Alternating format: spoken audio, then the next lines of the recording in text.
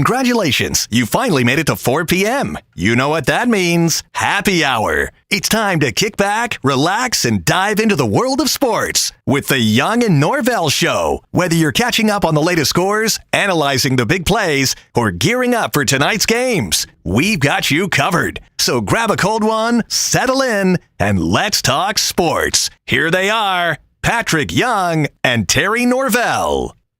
All right, on a Tuesday, August the 12th, 2025, we kick off the Young and Norvelle Show. Of course, if it's Tuesday, it is the Heart of Mandarin. We are at Hurricane, Jointon Creek. Terry Norvelle, Trenton Torsia. We hope to have Patrick Young on a little bit later. We may have Brent Beard on. You never know. And we may have our buddy Cade Kistner. He is tied up in the middle of baseball season. Cade, of course, is the publisher, Major League Baseball publisher for Sports Illustrated. A lot of times on Tuesday, he can check in. Sometime he can't. So a lot of baseball, a lot of football, a lot of stuff as we welcome Mr. Trenton Torsia. Is it humid enough for you out there today? It is humid. Smoking. And you're from South Florida. You know a little bit about humidity. I do. Well, I'll tell you what. Ooh, I'm not sure you're ever going to get used to it. No, somebody left the humidity button on today, didn't they? Yeah, don't you feel like you're turning into beef jerky or something? You really do. Jerky? You really do. You feel like Tales of the Crypt, that guy that was all kind of shriveled up. Or remember when you were a young kid in grade school and you'd do some of those experiments and you'd take like a vegetable or a fruit and put in a mason jar and kind of set it in the sun and see the effects. What is it, a metamorphosis or whatever? Yeah, the prune just kind of pruned up. The pruning effect. Yeah, the pruning effect. Even if you jump in the pool now, it's not refreshing. No, it's lukewarm. Unless it rains and it cools off a little bit. Lukewarm. So we're banging through it, though. We've got football season right around the corner. We got a lot of baseball to get to. It is a fun time of year. 41, 42 games left. So we're in the final quarter. Final quarter of baseball season. A lot of movement. Man, Casey and I were talking yesterday, Trent. We're going to get to it in a little bit. Because they play so many games, baseball 162 games, but you play on average 5.5, maybe 6 games a week. Things can change quick. Man, I don't know if you looked at the standings, and we'll do it in a moment. The standings can change. You'll have one team, the Cubs, have dominated the NL Central the entire first half. They had a 5, a 6, a 6, a 5, a 5, a 6-game lead. You look up now, Milwaukee has chased them down, and Milwaukee's up 6 games. Yeah. Your leads in baseball can change like that. It's amazing, the standings right now. Just takes one. Yeah. Everybody's going to hit a cold streak. Sure. It just happens. Sure. But you can't make that a prolonged event. Yeah. If you're going to be a contender. Yeah. If you're a contender, you're putting those win streaks together, like the Brewers were doing, like the Cubs did early. And now you take a look at Boston's gotten hot all of a sudden. Seattle's red hot, 7 wins. Seattle, they've been trying to chase down the Astros for the last 2.5, 3 months, and they get close, and then they fall 5 or 6 back. And they get within 2 or 3, and they don't look now. Seattle is 1 game out, and there's 40 left to play. Not right in the thick of the wild card hunt, and too. They're going to get in the wild card, but they'd love to win the division, right? There's benefit to winning a division, but you look at a team like Seattle, and I get it. They're 1 out with 41 to play-ish. Everybody's right in that 40, 41, 42 range. And you may say, well, they got 40 games. Well, this might be your last push, because the last thing you want to do is have to make up 4 games in the final week. There are 7 weekends coming up. You got that's 7 almost weeks. Impossible to do. Yeah. So right now you wonder, teams like Seattle, is this their last push? And I've got some of the contenders and some of the first place teams and who they have left. Their big games left. We'll talk about that. You and I have not visited, and I want to give you airtime, good, bad, indifferent. I've already given my thoughts yesterday quite a bit on what I saw Saturday with the Jaguars. Obviously, they lose their first preseason game. I'll prime my comments from yesterday and then turn it over to you. Go wherever you want. It's up to you. Good, bad, indifferent, surprised, not surprised. I really wasn't surprised what happened Saturday, Jaguars, Steelers. I don't think the Jaguars are very good. I don't think they're going to be very good, and I really wasn't that surprised. That's kind of my 5,000 feet look down. Trenton Torsia, You watched it. I watched the halftime. I didn't watch it in the second half. There's not a lot of reason to watch an NFL preseason game in the second half.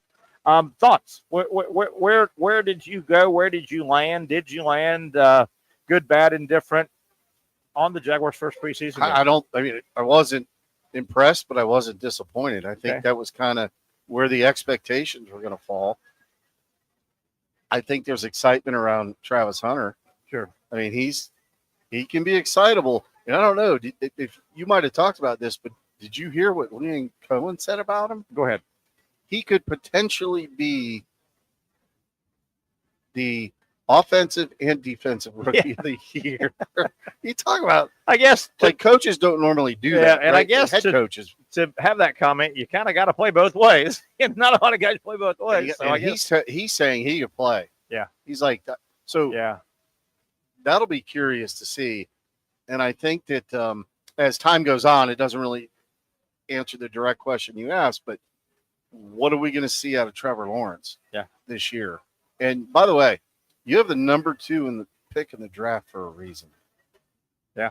They weren't very good last year. No, that's where I'm at. Yeah. You know, and how then you much have no pick next year, which concerns me greatly that nobody's paying attention to that. Yeah. You have no. Well, they will next year when it comes up, right? And that's old Terry, right on the nose. That's old Terry.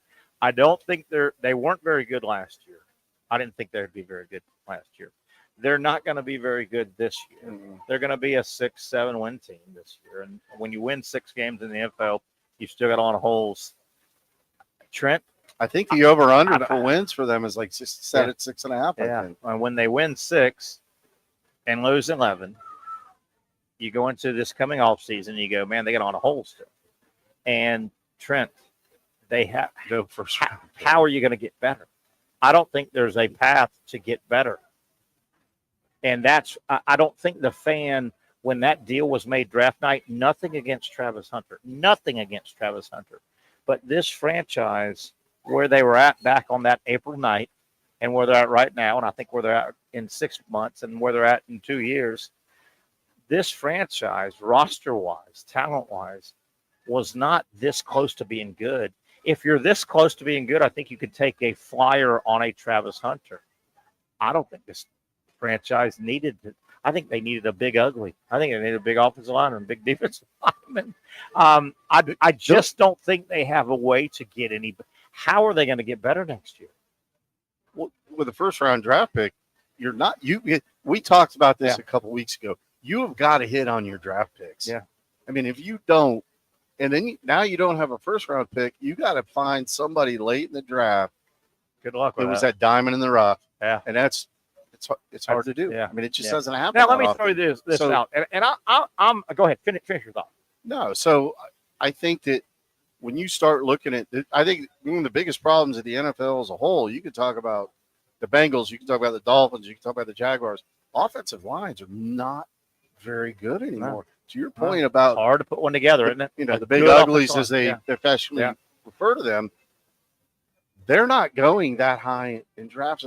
The ones that do, Penei Sewell comes to mind as the most recent one. Something out of Oregon. Transformed things. Yeah. And I thought they should have drafted the guy from LSU, the big offensive line, Will Campbell from LSU. And if they didn't go him, I thought they should have gotten the guy we saw Friday night. I think it was. He went like 4th. Oh, he went high. He went high, 4th or 5th. Yeah, he went high. He went where the Jaguars could have just been sitting. Just stay. And then you get next year's pick, and or Mason Graham.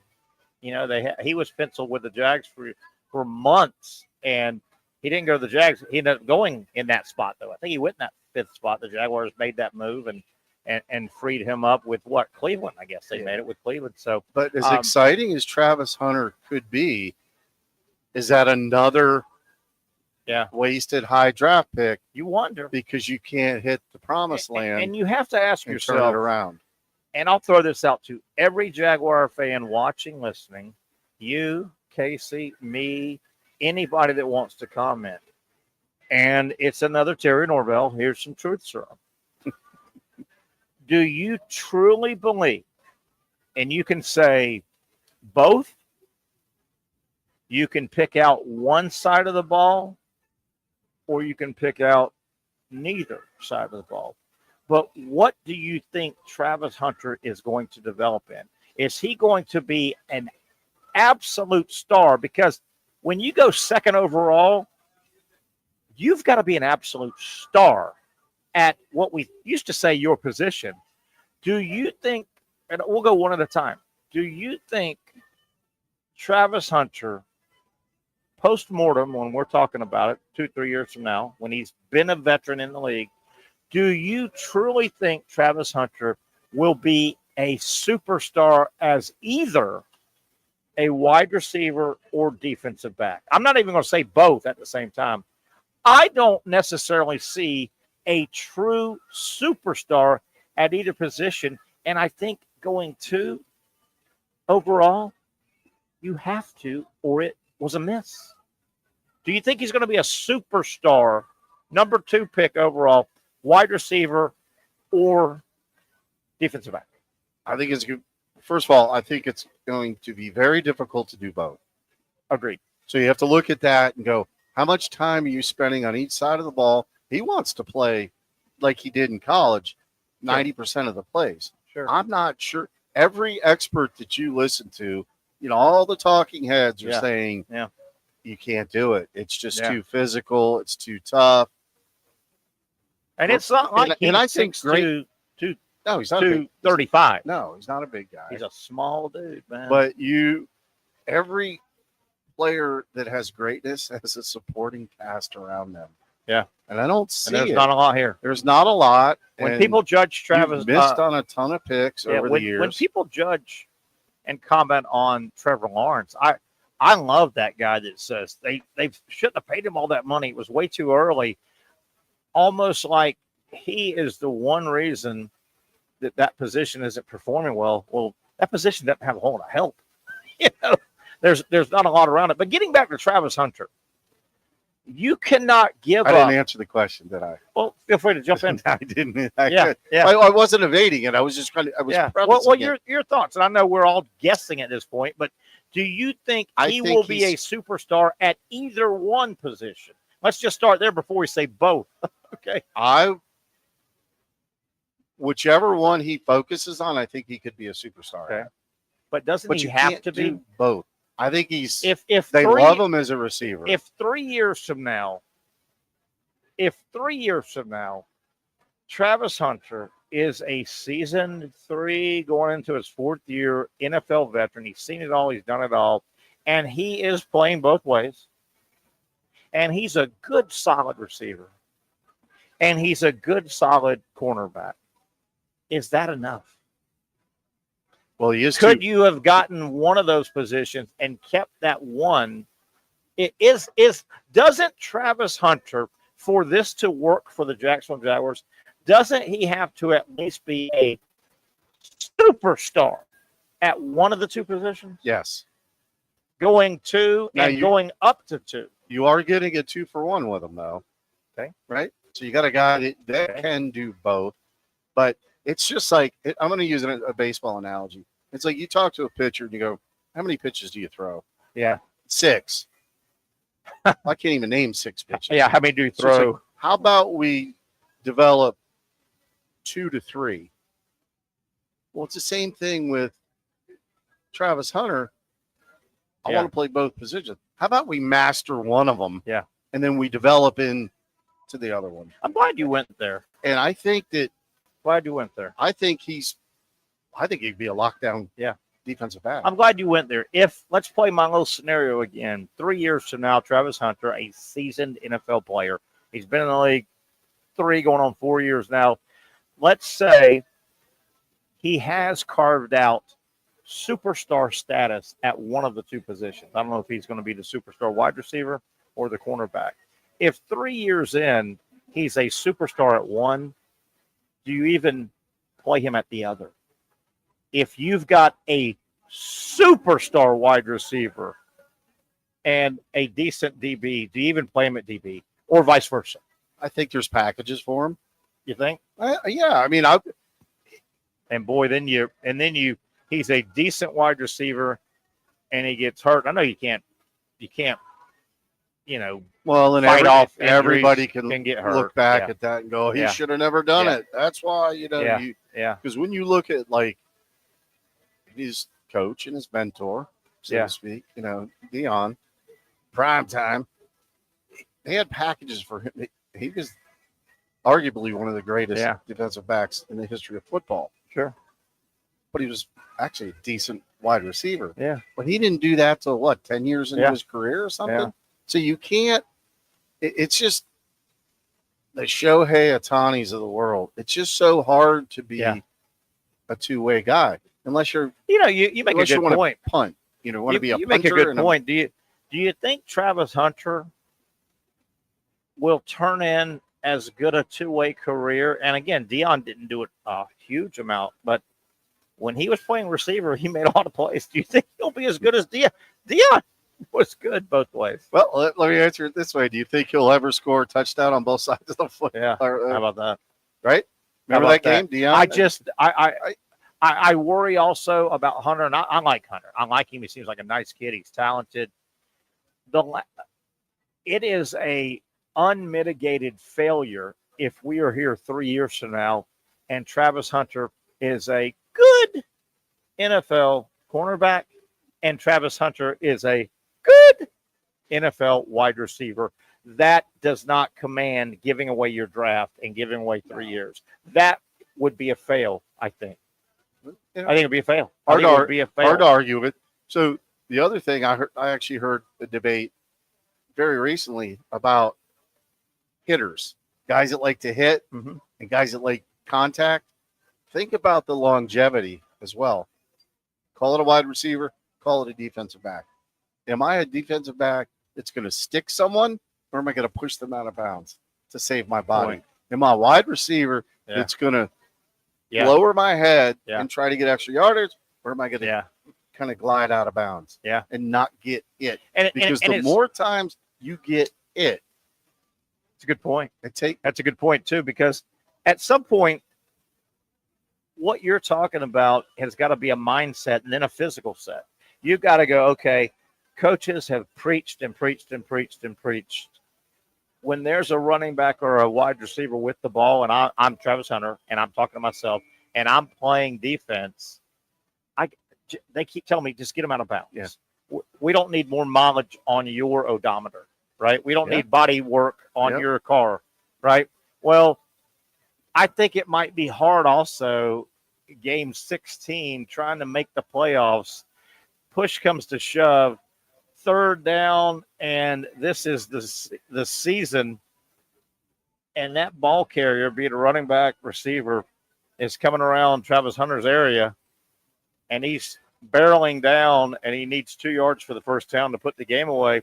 And Travis Hunter spent the entire season doing this. Yeah.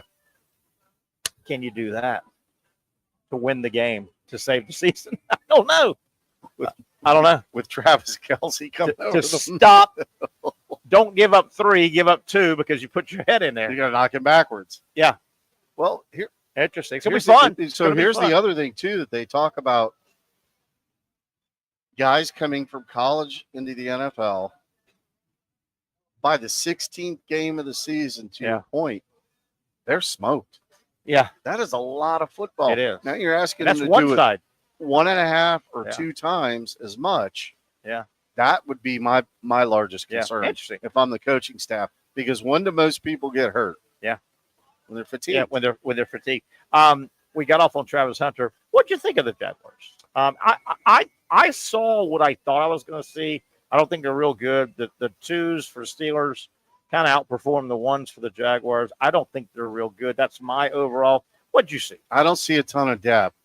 And I think the depth's where you're going to have – that's where you win in the draft, too. You know, we talk about that all the time. If they play I think if they have a 500 season, Jags fans – 8, 9, 9 and 8. 9 and 8 would be you run to the 9 and 8. You're in the playoffs. I mean, you're in the the one thing that may save the Jaguars this year, and I don't know, I might call it fool's gold a little bit, and I'm going to also label Florida State this way as well. Might be fool's gold. We may get to the end of the season, and the Jacksonville Jaguars 2025 edition of the Jacksonville Jaguars maybe 8-9 or 7-10. I think they're in that 6 or 7 win, but 8-9, 7 or 10. All right, they won 4 last year. If they win 7 this coming year, 7 and 10, 17 games. I'm not sure I would throw the parade at 7-10 because I don't know if you've seen their schedule and what's going on in their division. It is a dog meat division. There might be some facade wins, and I say the same thing about Florida State. I don't think the Noles are going to be very good on the heels of a disaster. I think in a weird way, Florida State could carve out 6-7 wins because their schedule is miserable. But I would go, is that good for the program? Is that fool's gold? Because if Florida State wins 5 or 6, that might be a natural 3 or 4, but they played so bad. And then you keep your coach that you might need to make a move on. Yeah. Maybe the Jaguars could have, because keep in mind, they played 2 against Tennessee. And obviously the entire division.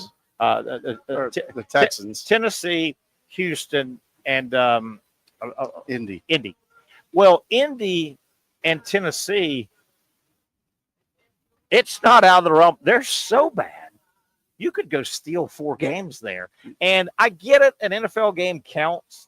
But if you go 4-0, the Jaguars would probably be 7 or 8 wins. I'm not sure that's a legitimate 7 or 8 wins because you could steal 4 games against 2 bad franchises. Yeah, well, and then the AFC is tough as a whole. As a whole, it is. I mean, as a whole, it is. You just look at it, you go, everybody. I think New England's going to be better.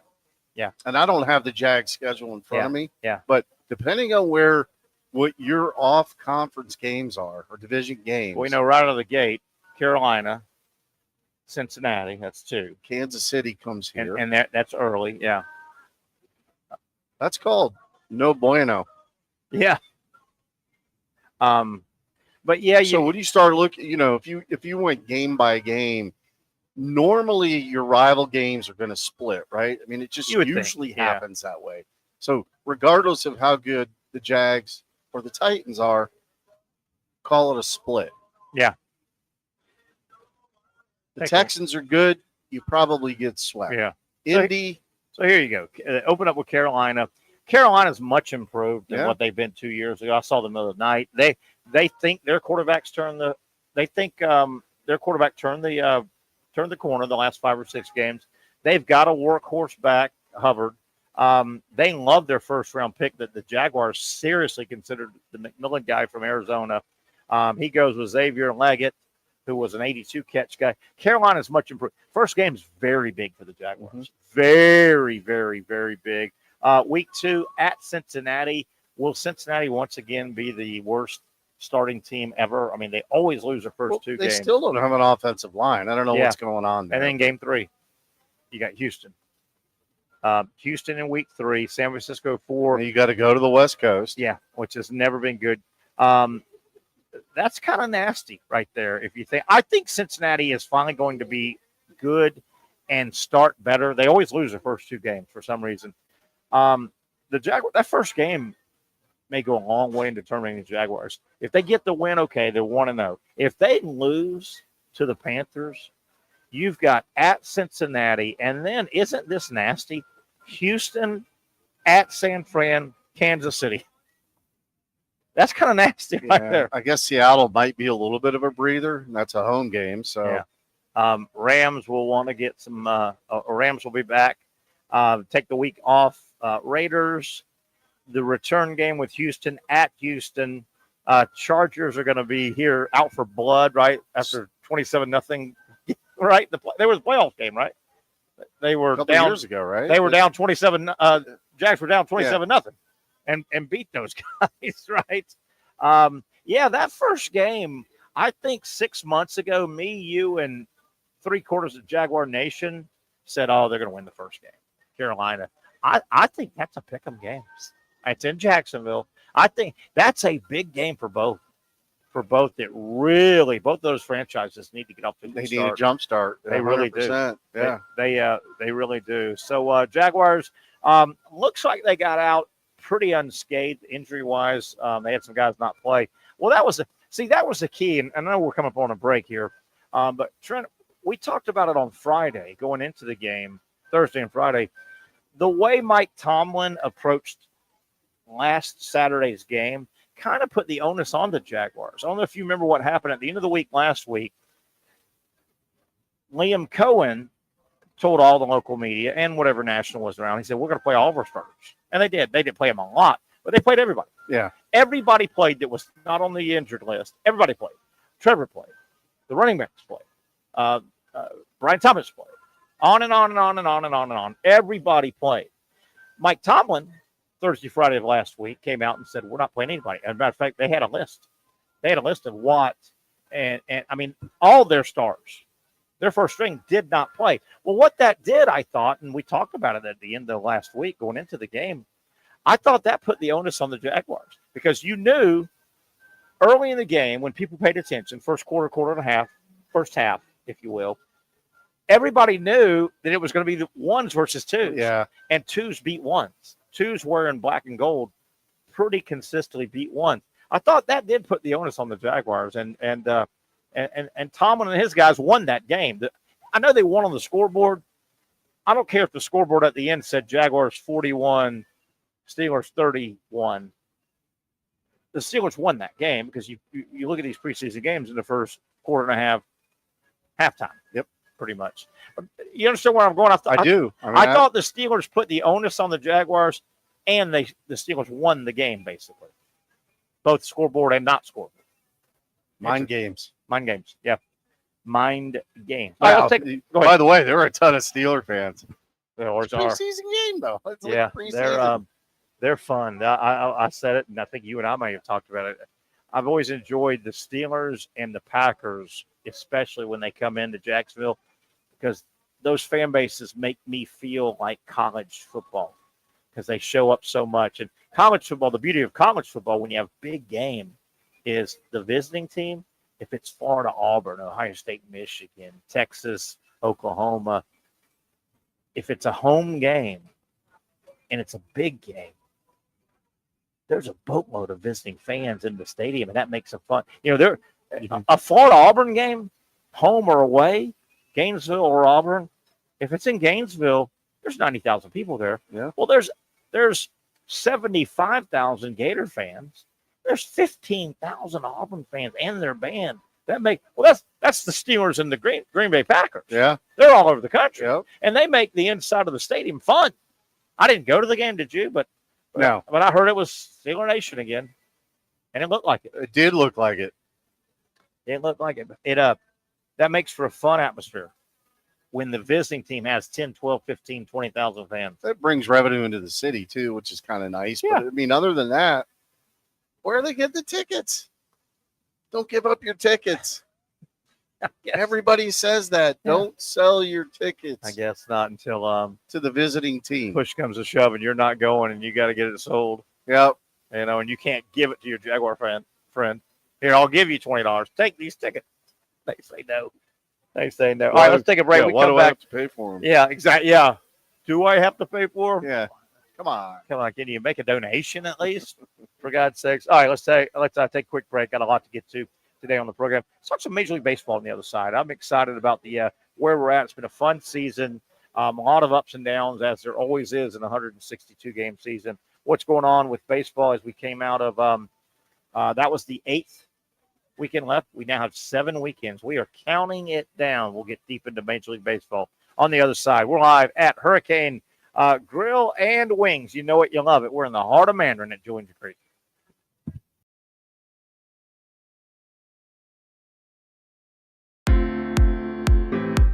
At Southeast Orthopedic Specialists, we know pain and injuries can stop you from doing what you love. This is why our board-certified orthopedic specialists offer the latest in both non-surgical and surgical treatment options and create a treatment plan tailored to your unique lifestyle and goals. So, whether it is a sports injury or that nagging pain that's keeping you from doing what you love, our team has the right treatment for you. For more information or to schedule an appointment online, Visit our website. You really got to hand it to him. Hold on. The previous play is under further review. I'm not sure what he could review, but okay.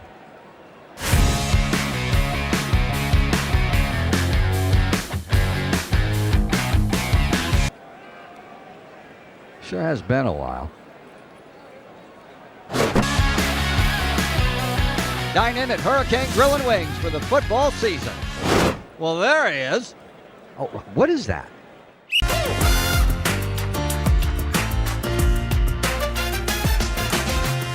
Empower a future, inspire a dream. It's a bold but simple mission for the Jacksonville Police Athletic League known as Jax PAL. Help the next generation of kids in Jacksonville shape a brighter future.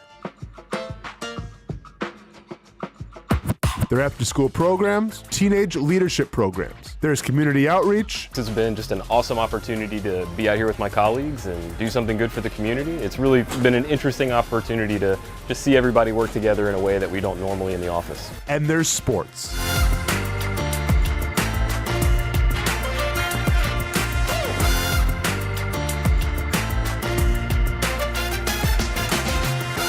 There are also ways you can help the next generation with a donation of any kind. Just visit jaxpal.org to get more information. Empower a future, inspire a dream with Jax PAL. Finally, a family atmosphere, kid-friendly restaurant with a real sports bar feel. Bricks Jack's Beach features all of that and a large, climate-controlled covered patio with misting fans and heaters for all seasons. Mix in an extremely diverse menu that features the most quality and affordable steak at the beach, and there's no reason not to enjoy your next lunch, dinner, happy hour, or big sporting event at Bricks Jack's Beach, 300 2nd Street North in Jacksonville Beach. See you at Bricks Jack's Beach. There's a saying in sports, you can't win them all, but you can win a lot with good folks on your team. Like that one painter, First Coast. It's tough to beat the sun in Florida, so your home fades. It's tough to beat that HOA when they come calling. Beat the sun, beat the HOA with that one painter, First Coast. And it's a good time to do it. Less rain to work around and painting in mild temperatures is perfect. After all, the paint bonds to the surface so much better. Give that one painter First Coast a call at 904-417-3557 or look them up at first-coast.thatonepainter.com. Fast estimate, guidance on color and HOA requirements, and the highest quality job you'll find anywhere. Be a big winner in your neighborhood with that one painter First Coast on your team.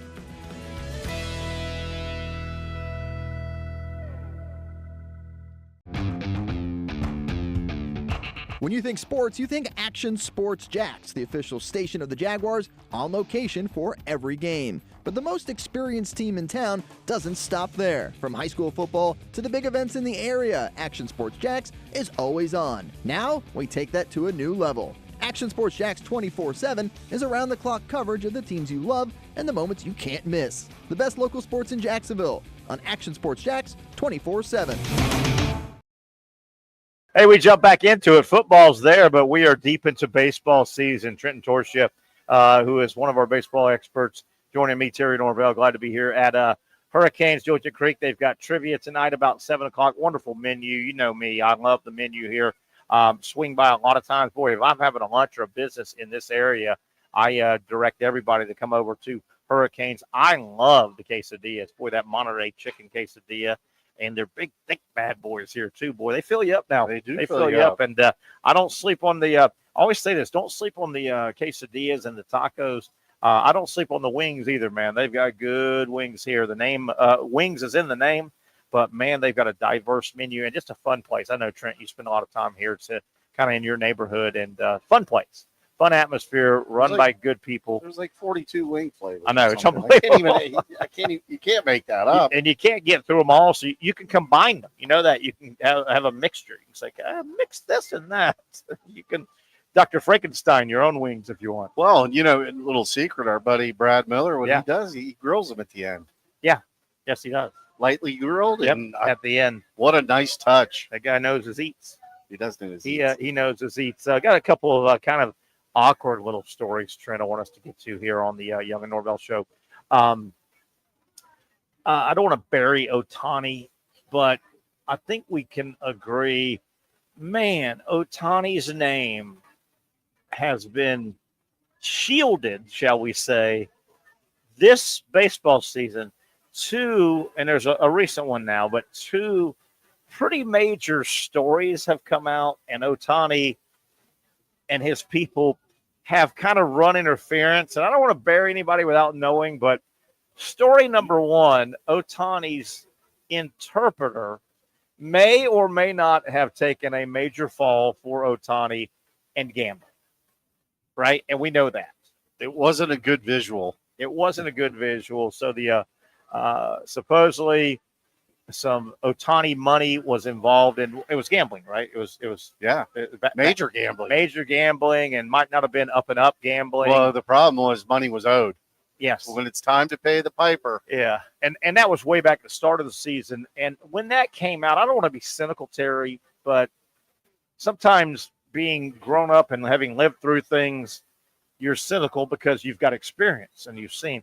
So if you could help me, I don't know what I have a side of cynicism on me, by the way. So. And you could help me. I don't know what percentage we could put. But back when this story broke, and by the way, baseball and the everybody that looked into it came back with the same opinion. Well, it was Ohtani's interpreter, who probably is his right-hand man, his helper. His guy.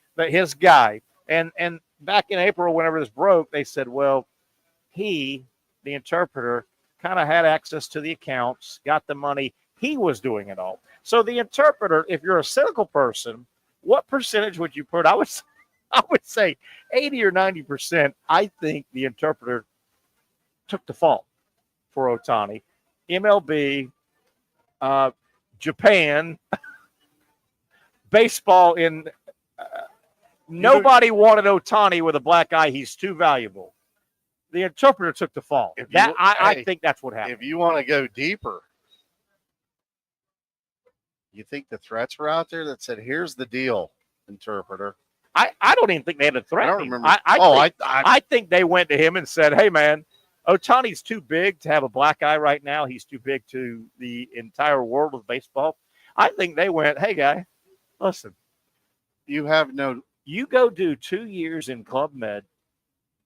It's white collar. You're going to live probably better than you're living now. And when you get out, there's an island somewhere, and here's the keys to the boat, and it's already programmed.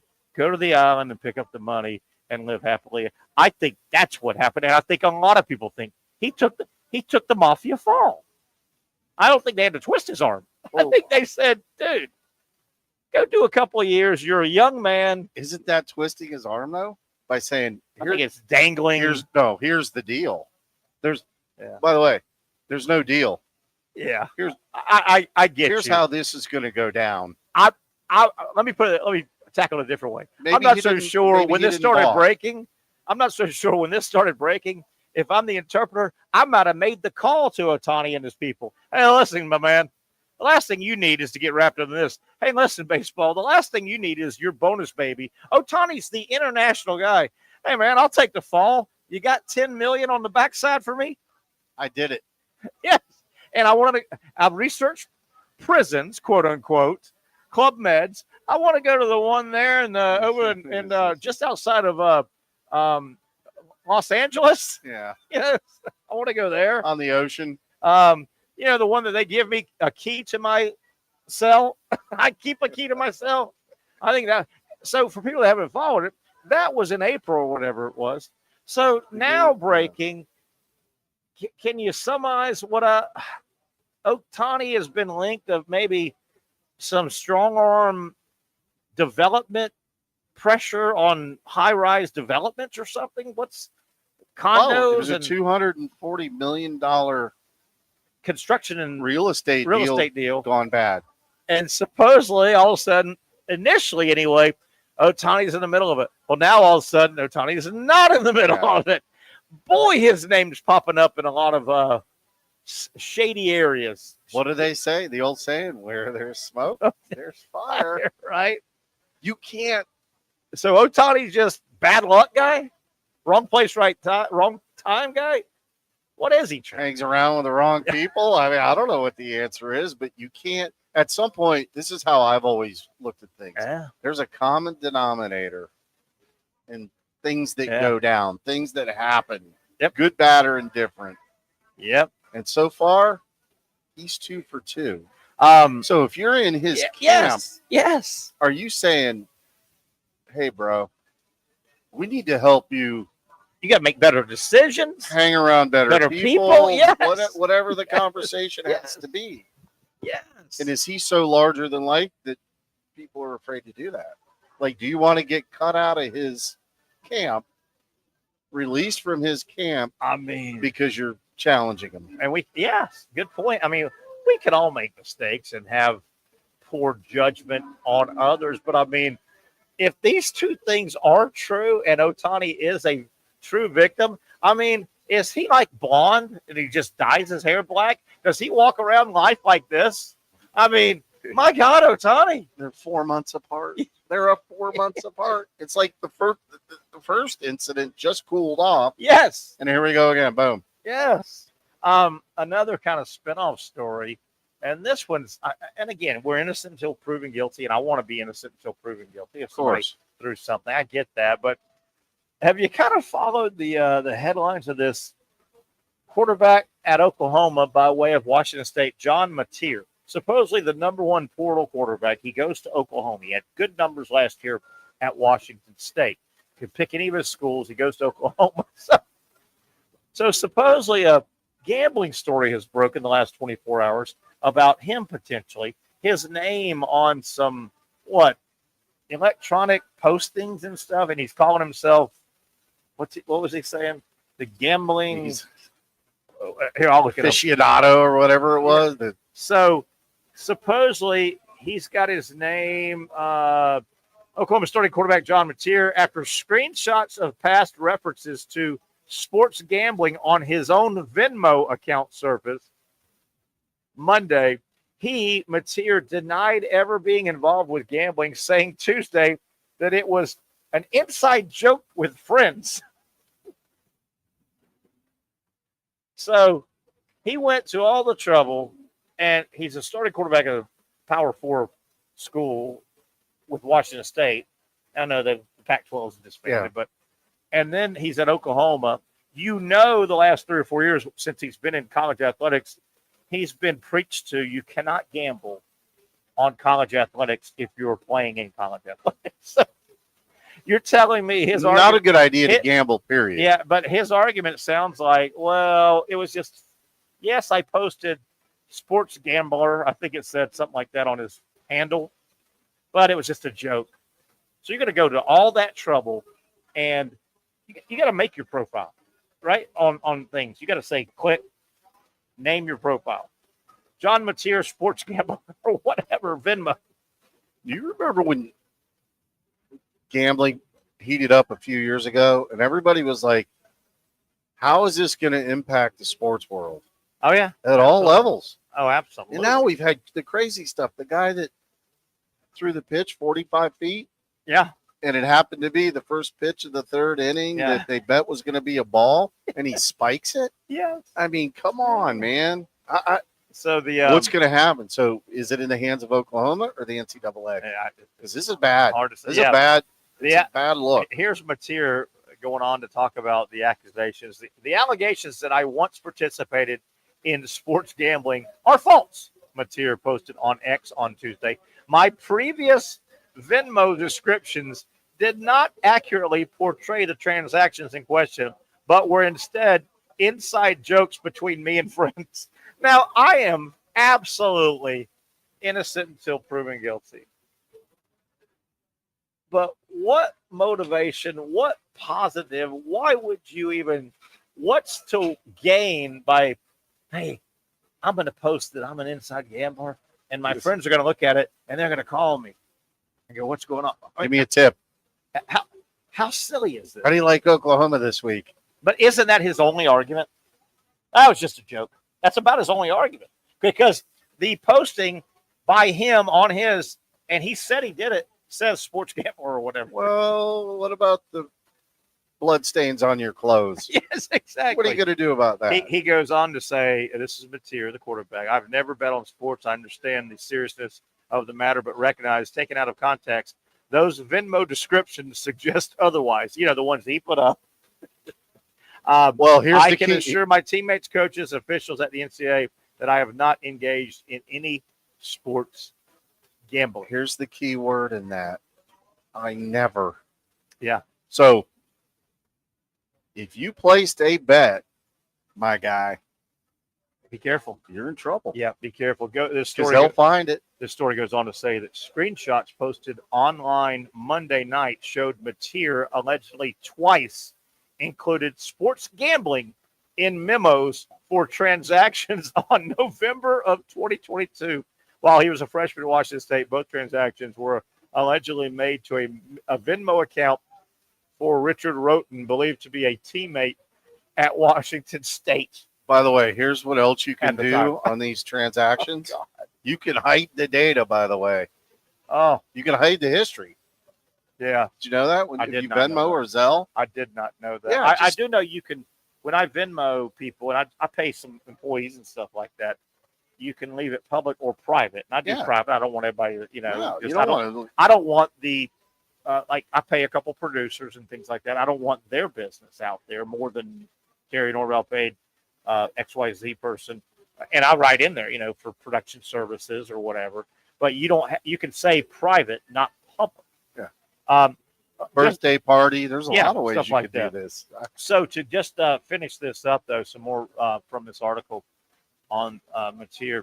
College athletes are prohibited from betting on any sport offered by the NCAA, with penalties up to loss of eligibility.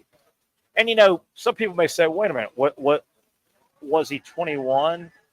Gambling is legal in the all that." But the way I look at it, and I hope the NCAA can do this, if I'm the NCAA, my argument will be, wait a minute, we are a private club. If you want to play in our private club, we can put our rules in place for our private, as long as we don't, go against the law. I think the NCAA is well within their rights of saying, yes, I know you're just like Major League Baseball could say, well, yes, most of you guys are 21 years old and you're okay to gamble online, but you're in our private thing called Major League Baseball, and we say you can't do it if you want to be part of our club. If you want to do it, then you can't be part of our club. Yeah.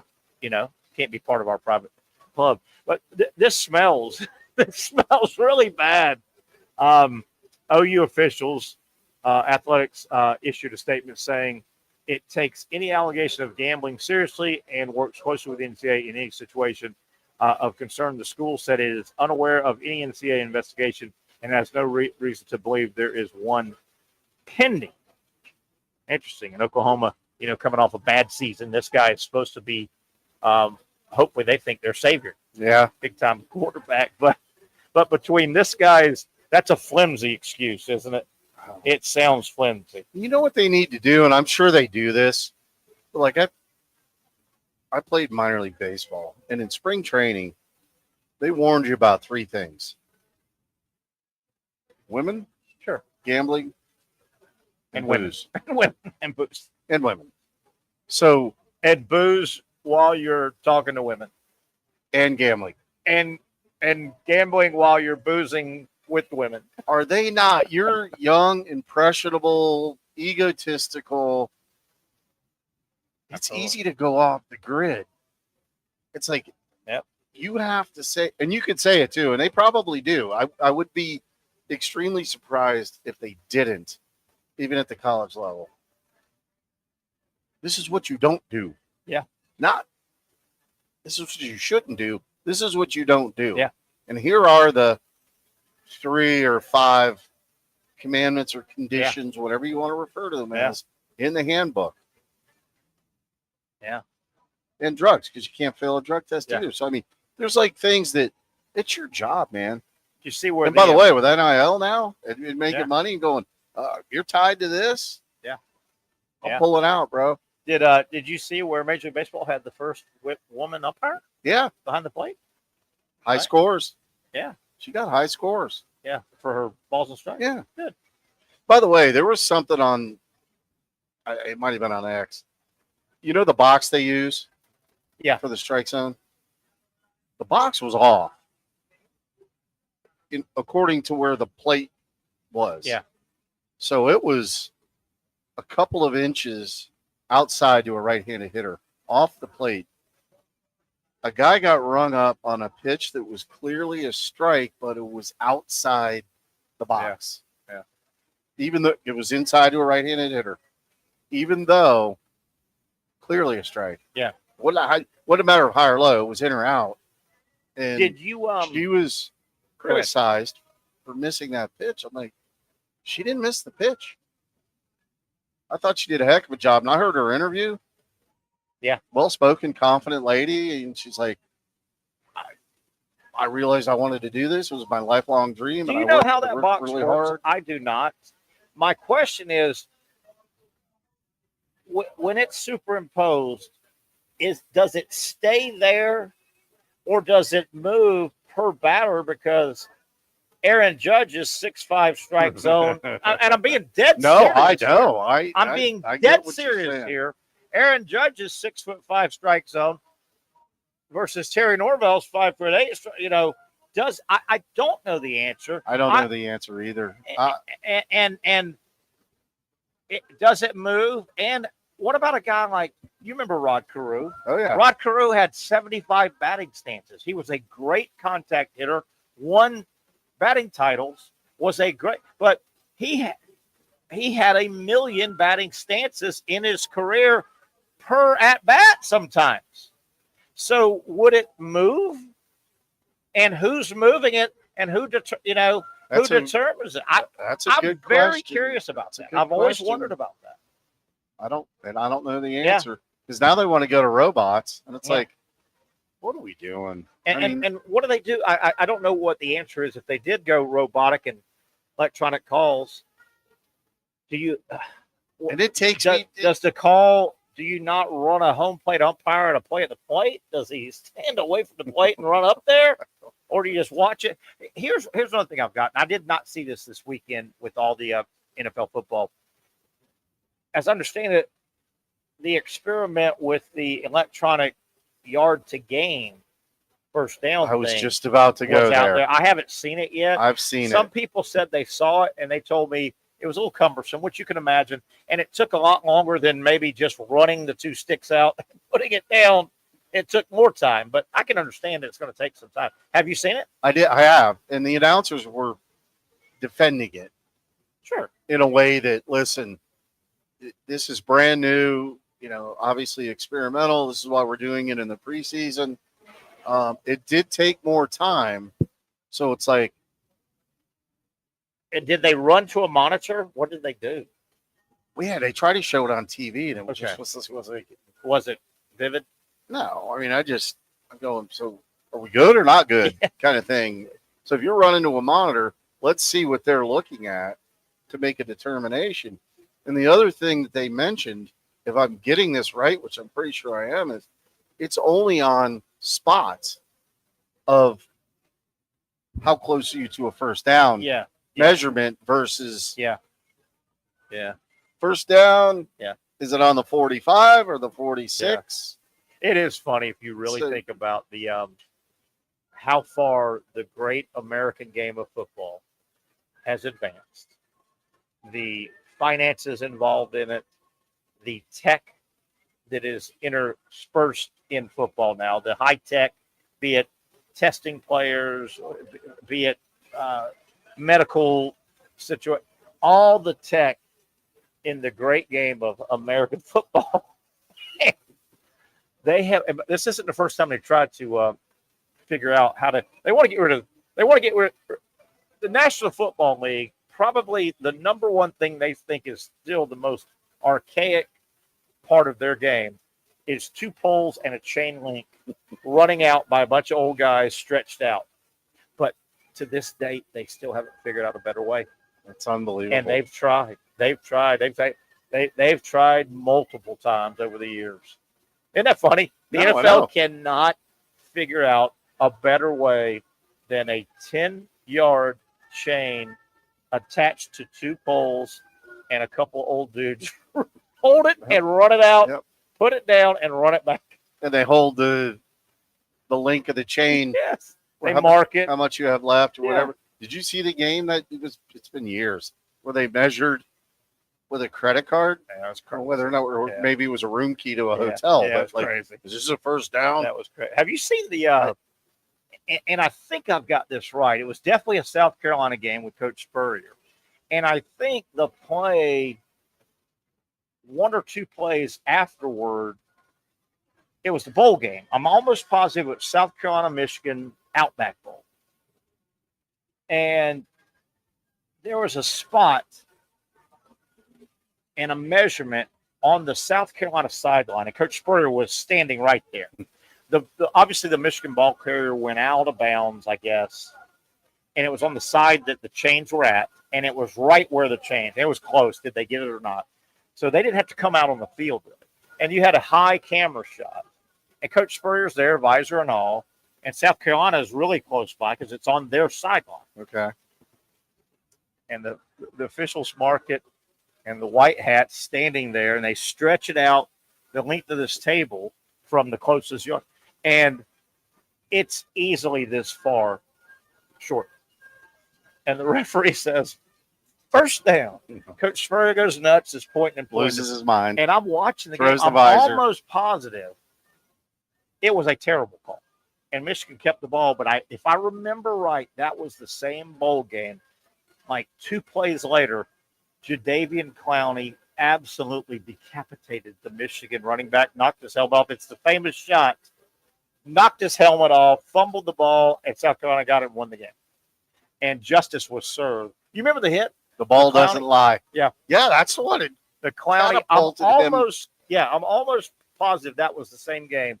And 2 plays later, karma bit the official and Michigan to a degree. But the Clowney hit the running back simultaneously, shot the gap, and just destroyed the running back and got the ball. Picked it up with one hand and started running, got tackled. And South Carolina ended up winning the game. Oof. So it did not work good for you when you were watching. It was cumbersome. It was clunky. I mean, I've been accused of being too much of a purist or traditionalist, but and that's fair to a certain extent. I kind of like, a little bit of technology, but the human element has been around for so long. Well, we teach kids all the time. I'm still dabbling in the coaching world. I'm like, sure, you don't let an umpire dictate win or lose. Sure. Striker ball, out or save. You just deal with it. Yeah. And it's going to be what it's going to be. We're up against the top of the hour. We'll come back in a moment and kick off hour number 2. Got some baseball, got some good different stuff. John Gruden's in the news, sports history. Where I stand, it's kind of where you said, I'm more of a traditionalist. And I hear the argument side of, well, damn it, get everything you can 100% correct. If we've got the technology, if we can implement the technology, get everything correct. I hear that argument, but my comeback is the human element. I'm big on that. We're human players. We probably should officiate human, and I get it. But when it comes to the officials, I'm one of the few people in the world that gives officials a break. I ask myself, why are the officials held to a 100% be perfect standard? And the players, by the way, the players who are the best at their sport in the world are not held to 100%. Derek Jeter can have a ball go through his legs. John Elway has a 3 or 4 interception game. We don't fire him on the spot. We don't tell him to hit, right? Yeah. They're not the great. Michael Jordan missed game-winning shots. He's the best in the world at that crap. Yeah. So if we don't hold the athletes, the participants to a 101% standard, why do you want to think the officials have to be held to 101% standard? That's kind of my stance on that. It's hard to argue. Kind of my stance. Stay where you're at. I think I'm hearing Patrick Young stirring around. You never know, Pat. That guy's sneaky. my God. He's a real sneaky dude, I tell you. You don't know him as well as I do. Real sneaky dude. And I tell you what, when we come back, he may be on the other side. Let's take a break. Young, I got you, my man. Let's take a break. Let me get out of this. Let me get out of this as we take a break. 1 hour down, 1 to go. A lot of stuff to cover. Hour 2 live from Hurricane Jointon Creek.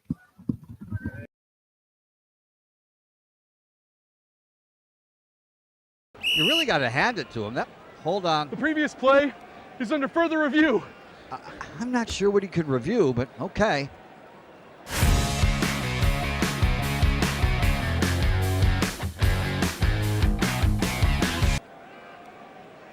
Sure has been a while. Dine in at Hurricane Grill and Wings for the football season. Well, there he is. Oh, what is that? At Southeast Orthopedic Specialists, we know pain and injuries can stop you from doing what you love. This is why our board-certified orthopedic specialists offer the latest in both non-surgical and surgical treatment options and create a treatment plan tailored to your unique lifestyle and goals.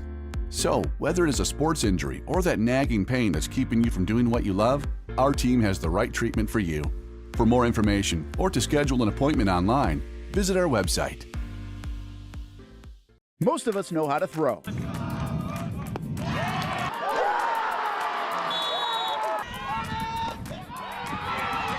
But you need to know what to throw. I'm not talking about footballs, baseballs, softballs. We're talking about those items you need to recycle. Republic Services explains it easy. Recycling simplified. 1. Know what to throw. When in doubt, throw it out. 2. Empty, clean, and dry those materials. It takes an extra minute, but it makes a big difference. And 3. Don't bag it. This makes the recycling process faster and more efficient. This is a look at the Republic Services North Florida Recycling Center. You can make this process even more efficient. By utilizing those 3 steps, Republic Services can help you become a better recycler in your home. Learn more at recyclingsimplified.com. Finally, a family atmosphere, kid-friendly restaurant with a real sports bar feel. Rick's Jack's Beach features all of that and a large, climate-controlled covered patio with misting fans and heaters for all seasons. Mix in an extremely diverse menu that features the most quality and affordable steak at the beach, and there's no reason not to enjoy your next lunch, dinner, happy hour, or big sporting event at Rick's Jack's Beach, 300 2nd Street North in Jacksonville Beach. See you at Bricks Jack's Beach. Baker's Sports. It's a hometown business filled with hometown people trying to make you feel right at home. Chris Conley, Jacksonville University. Walker Wright, class of 2018, West Nassau High School. Michael Young, Fletcher High School. Baker's Sports started in a grassroots way and now outfits much of the Southeast. Will Olive, Mandarin High School. Go Stangs. High school sports, travel sports, youth sports of all kinds. They are a one-stop shop carrying Nike, Adidas, Under Armour brands, and more. Vincent Caldes, Oak Leaf High School. Tony Mazzio, Sandwood High School, class of 2002. Samuel Coffrin, Paxton School for Advanced Studies. Whether it's sports teams on the field or it's your team in the workplace, like our Action Sports Shacks team, and community events like the Dream 18 Golf Tournament, and many others. Cole Tilley, Hilliard High School. Reagan Webb, Eagles View Academy. Look good, feel good, play good with Baker's Sports. Custom sports apparel since 1997. Shop with the hometown team at bakersport.com. The rhythm of my heart is beating like a drum, with we are martyr rolling off our tongues. Never will we roam, for we know our place is out. Where the ocean meets the skies, we be sailing. Where the ocean meets the skies, we be sailing.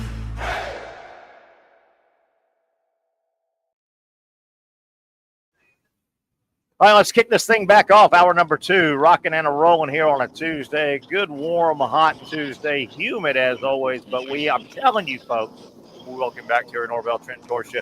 Patrick Young joining us. I'm telling you, folks, we're starting to get on the downside. You guys think I'm crazy because it's humid today. I would say you're crazy. We're getting on the downside. Patrick, I'm telling you, the summer is starting to wane. I'm telling you. Trust me. I believe you. You sneaky little devil, you, Patrick. Oh, yeah. Sneaky Pete. That's my guy, man. Don't be talking about him. Beat him up for me. Beat him up. Got you. Sneaky Pete. Hey, you guys know who's in for a pretty good payday, I think. Don't look now, but your boy John Gruden. It looks like he is going to win kind of some decisions in court. You know, he got fired. He got fired when the NFL kind of, according to him and his people, the NFL leaked some emails that made him look in a bad light. Very bad. And he got fired. Well, it looks like some of these courts now are starting to side on Gruden's side, saying, hey, that wasn't the NFL's place. And he had a big decision go his way yesterday, I think, court out of Nevada. Is that right? Yeah, because it was the Raiders. And Pat, I don't know if you follow this. A big court went his way, and I don't know if there's a way to appeal this, but I looked up John Gruden. All this happened, and he lost his job 2021. Okay, we're in 2025. So a good 3-4 years later, going on 4 years. Yep. John Gruden right now is 61, and he's a young 61. I would think, and I'm not an attorney, Pat, you could jump in, and Trent, you're a smart guy. I would think with this decision right now, if it's not appealable, obviously Gruden and his team is going to start talking about damage. Well, and go ahead, Pat. Well, I'll give you your answer right. I'll give you your answer right there on ESPN. It does show that the NFL is appealing. They are appealing decision here. So they are appealing. I don't know what all that means. But don't you think Gruden and his people, they're going to throw a big number and they're going to go, well, wait a minute. Our guy should never have been fired. You took a lot of revenue out of his pocket. He was a seasoned, maybe not the best, but he was in the loop. He was a sitting head coach. Super Bowl winner. Say what you want about his talent. He was in that mix, right? And he was doing the whole quarterbacks thing leading to the draft. The hot coach. Like he had a he's great 60, face value. He's 61 right now. So when this went down, he was 57, and his band of people of attorneys going to say, our guy was a seasoned coach, not the best, not the worst, but he was going to work for a long time in the NFL. He was 57. He's a young 57. You took away potentially 14 years of mega high salary. They're going to ask for a ton of money, and I think he's going to win a settlement ton of money. Well, and that's how the settlements work, right? Absolutely. You throw it out there and does he want to coach again? You know, well, I think he does. I don't know if he does. Good question, Pat. But for a settlement, he's got to act like he does. He's got to act like he wishes he had never not been coaching. And you guys took these great years out of. I was going to coach. This is Gruden. I was going to coach 10, 12 more years times the average of a good side. That's a big number. He's going to ask for a big number. I will ask the question back to Patrick. You played at a very high level. When it's in your blood, it's in your blood. If you coach and you won a Super Bowl, right? You always a coach. Yep. I bet John Gruden but it's just tough because what happened is you can't avoid it. Sure. You can't avoid what's been done, but he more than likely would be willing if the NFL could somehow guarantee him a fair shot as a head coach with a team. I bet you he would take that and drop everything else. Yeah. Are you watching any of the stuff he's doing with Barstool? I'm not. I'm kind of wore out with him and his language and all. I am watching. I'm wore out with him. But what he's doing in a good way, but not. It's all schematics. Like he's talking. That's what I'm saying. He lines these guys up and he says, "The water." Hey, Frank the Tank, you're playing fullback. You're going here, and he's drawing up plays and running plays. I'm tired of that. I don't fault him.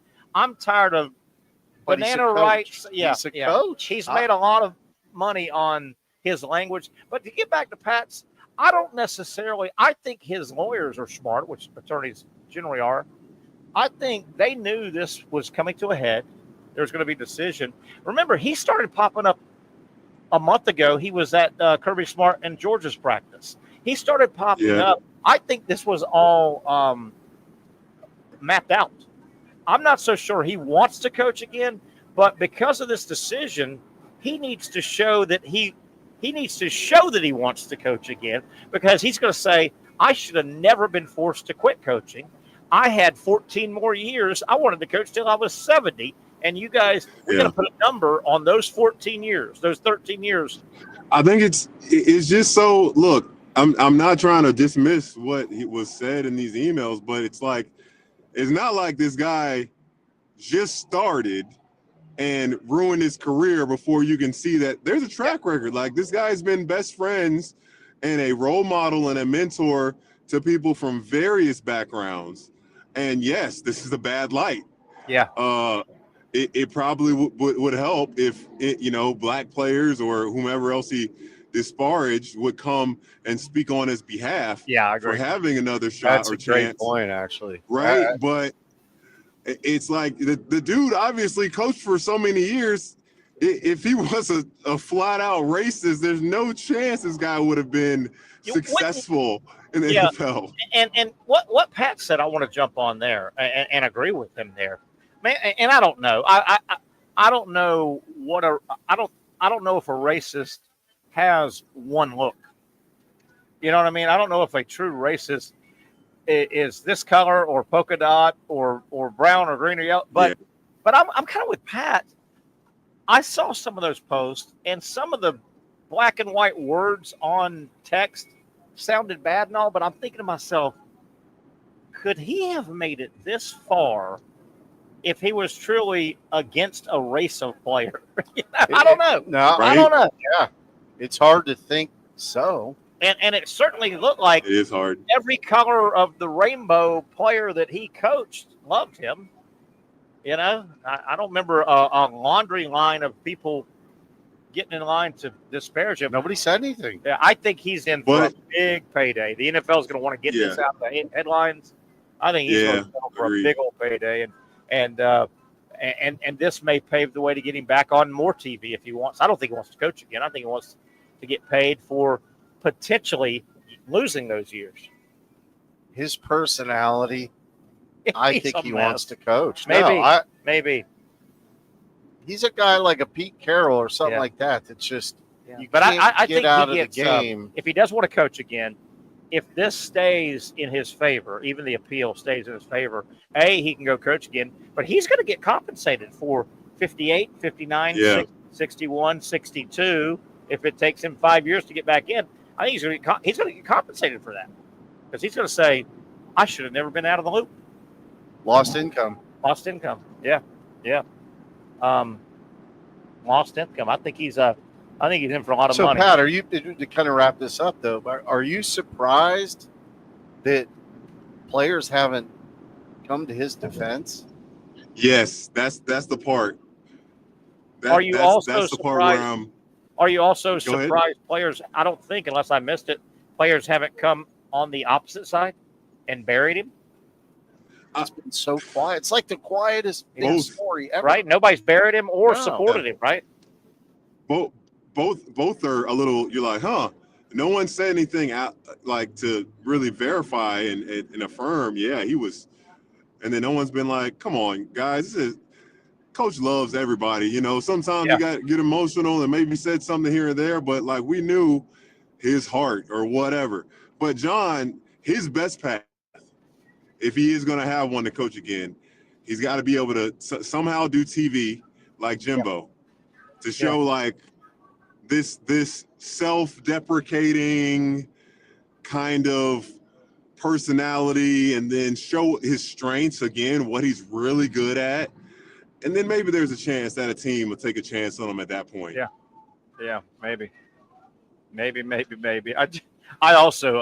think there's a large group that thinks he's not the greatest coach, and he did make a lot of money and get a lot of mileage out of his TV. And when he's famous for why banana double slide 24 kickback block 71 gap control on two, right? He talked that language, and the average football fan, that sounded like he knew so much he must know a lot, yeah, right? He talked the language of calculus. He does break it down, though, and, Yes. and it makes sense, actually. Yes, I It's agree. like, okay, Y22 means there's a shift or Yeah. whatever it means. I don't know what it means, but I did follow that stuff because I was Oh, you like, did? how does a guy like that go to Barstool, which is, it is what it is, right? I mean, we don't need to peel back the onion on that, but the point is, that's John Gruden. Yeah. But what other options does he have? If he- He has none. If he could find a chance, a way to be on Pat McAfee consistently, that could probably help his image out a lot. Oh, they'd crush it. I've always found it funny too. You'll run into some football coaches or hear them on TV, or even if you bump into them, and football coaches will get talking about the language of football, like what I was saying, Gruden, and how the length of a basic football call in a huddle is 70 squares, Z21, kickback throw, banana slide, right, on two. And when you talk to the football coaches, a lot of them will want to say, well, it's a complicated game. You don't understand. Well, number one, two things. A, you write the language. Okay? You write the language, number one. Number two, and I don't mean to be mean to all football players, but it can't be that complicated because think about who you're teaching it to, right? I mean, those two things I always point out. A, you write the language, and B, how complicated can it be? Because I know some of those rocket scientists you're teaching it to, and they're not smart enough to get out of the rain, some of them. And you know what I was thinking? There's no way I could be a quarterback. My God. There's no way I could. So you're just telling me regurgitate. that one dumb football guy just happened to be born with a DNA football language. Oh, wait. You got to change the play because they're blitzing now. Yes, exactly. That's when you do the whatever's the, cut. It's just amazing. Like, football is a sport where you don't need to be smart to be very good. But also, said the basketball player. Look, I'm telling you words. Like when I was in Atlanta in 2018, and I was training at this place called P3, and I remember Bud Dupree. He was there. That dude, it was a massive individual. There was an NFL scout there. I wish I could remember his name, and he's like, "Big fella, what you want to play? Tight end?" You said you got to be on that tight end side. I was like, "What about defensive end?" He's like, "Man, them guys are stupid." I was like, "Dang, bro." He's like, "Nah, you're too smart to be defensive end." No way. I was like, "Dang, man." Quarterback. Get quarterback. Get quarterback. Get quarterback. Yes. He said it. I would never say that. Allen or Trayvon Walker. I would never say that about those guys. Bud Dupree is a good player, man. He played at Kentucky. He was good, man. NFL guy. Yeah. Good player. Hey, I don't know. Just You've funny. never met Patrick's mom. I know Pat's mom. Patrick's mom would never have let you play the barbaric game of football. She would have let me play flag football. Flag football for football. sure. But not this. No. But I love when you hear, it's a comp. You'll hear these coaches and they'll get talking. I've been out and had beers with coaches and gotten this discussion. Oh no, you don't understand. It's complicated. I go, Coach, how complicated can it be? I've known a bunch of football players. They're not exactly, Rhodes Scholars, for God's sakes. No, and when I was in college, we still had athletic dorms. I lived in the athletic dorm, and football was on floors 2, 3, and 4. And we were on 6, and ride down the elevator some of these days. And they were in classes too. And you're like, yeah, what'd you get on that test? Yeah. I got a B. I'm like, hey, some of those football guys, hey guys, it's raining. You have to come in now. It's raining. Hey, coach says, okay, you guys walk over to the other field. If you're chewing gum, throw it out because I know you can't chew gum and walk at the same time. Oh, you guys are going to hell for this. You know that? You guys. You're the one saying it, Terry. No, not me. Not me. Who started? You rev up the engine. You're the engine rever. 100%. I guess. And he was on the accelerator, I guess I did. All right, we keep missing it, but we got to get some baseball. Let's take a break, come back. Baseball is really heading down the final quarter. Who's where? Man, this thing, I don't know if you looked at the standings the last 2 weeks. They're upside down. They are. The teams that have been dominating, 3 or 4 of them are looking up at a big deficit now. We'll look at some Major League Baseball standings as we come back on a Tuesday edition. Patrick Young, Trenton Torsia, Terry Norvelle, and you when we come back right here on the Young and Norvelle Show on Action Sports Jacks. At Southeast Orthopedic Specialists, we know pain and injuries can stop you from doing what you love. This is why our board-certified orthopedic specialists offer the latest in both non-surgical and surgical treatment options and create a treatment plan tailored to your unique lifestyle and goals. So, whether it is a sports injury or that nagging pain that's keeping you from doing what you love, our team has the right treatment for you. For more information or to schedule an appointment online, visit our website. You really got to hand it to him. Hold on. The previous play is under further review. I'm not sure what he could review, but okay.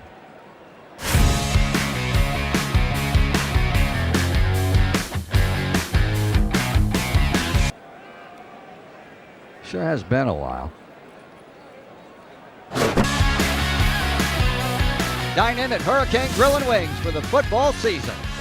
Well, there he is. Oh, what is that?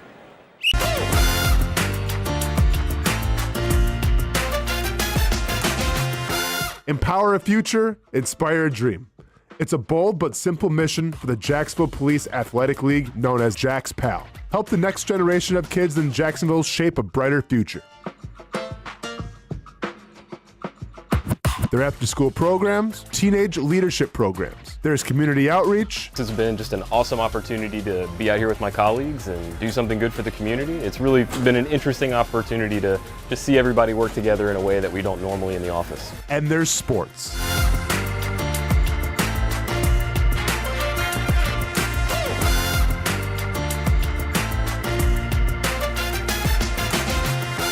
There are also ways you can help the next generation with a donation of any kind.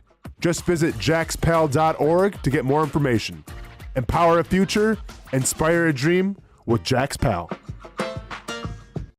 Finally, a family atmosphere, kid-friendly restaurant with a real sports bar feel. Bricks Jack's Beach features all of that and a large, climate-controlled covered patio with misting fans and heaters for all seasons. Mix in an extremely diverse menu that features the most quality and affordable steak at the beach, and there's no reason not to enjoy your next lunch, dinner, happy hour, or big sporting event at Bricks Jack's Beach, 300 2nd Street North in Jacksonville Beach. See you at Bricks Jack's Beach. There's a saying in sports, you can't win them all, but you can win a lot with good folks on your team. Like that one painter, First Coast. It's tough to beat the sun in Florida, so your home fades.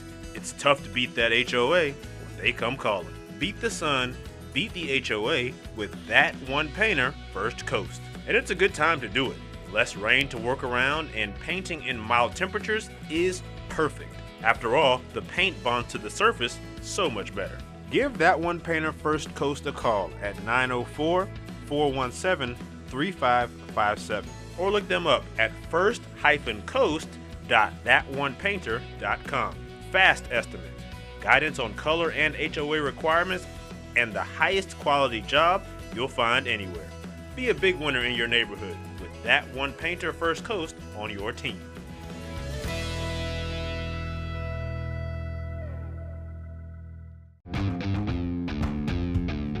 When you think sports, you think Action Sports Jacks, the official station of the Jaguars, on location for every game. But the most experienced team in town doesn't stop there. From high school football to the big events in the area, Action Sports Jacks is always on. Now, we take that to a new level. Action Sports Jacks 24/7 is around-the-clock coverage of the teams you love and the moments you can't miss. The best local sports in Jacksonville on Action Sports Jacks 24/7.